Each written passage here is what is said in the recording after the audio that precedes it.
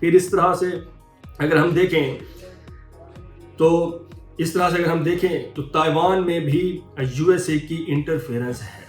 تو یہاں سے ہمیں لگتا ہے کہ یو ایس اے چائنا کی کیا کنفرنٹیشنز ہیں, اور یو ایس اے کیوں نہیں چاہتا کہ چائنا رائز کرے, اور اگر اس کا رائز ہو ہی رہا ہے تو پھر اس سے یو ایس اے کیا کرے. تو یہاں پر ہمیں کانفلکٹ, ہمیں کنفرنٹیشنز, ہمیں وار سینیریوز, جس کو ہم کہتے ہیں کہ نیو کولڈ وار بھی ہے, تو ہمیں نظر آتی ہے سینکشنز کے طور پہ, ٹیرفز کے طور پہ.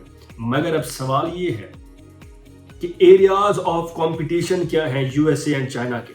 تو ایریاز آف کمپٹیشن سب سے پہلے اکانومی, جس میں ٹیرفز اور بیریئرز لگائے گئے ہیں, سینکشنز لگائے گئے ہیں. تو سب سے پہلا ایریا جو ہے وہ ہے اکانومی. اگر ہم دوسرے نمبر پہ ایریا بات کریں تو دوسرا ہے ٹیکنالوجی, جس میں artificial intelligence and semi conductors ہیں. سیمی کنڈکٹرز کی کیا امپورٹنس ہے؟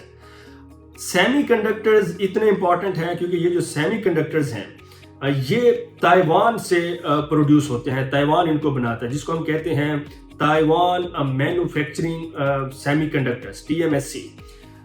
تو اس طرح سے یہ جو سیمی کنڈکٹرز ہیں, چاہے یہ لیپ ٹاپس ہوں, فونز ہوں, آئی فونز ہوں, یا پھر میزائلز ہوں, ڈرونز ہوں, سیٹلائٹس ہوں, ڈرون سسٹمز ہوں, اور اس میں جو یہ جیٹ ایئر کرافٹس ہیں, فائٹر جیٹس ہوں, ان سب میں سیمی کنڈکٹر یوز ہوتا ہے. اگر یہ سیمی کنڈکٹر یوز نہ ہو تو پھر چائنا نیچے کی طرف آ جاتا ہے.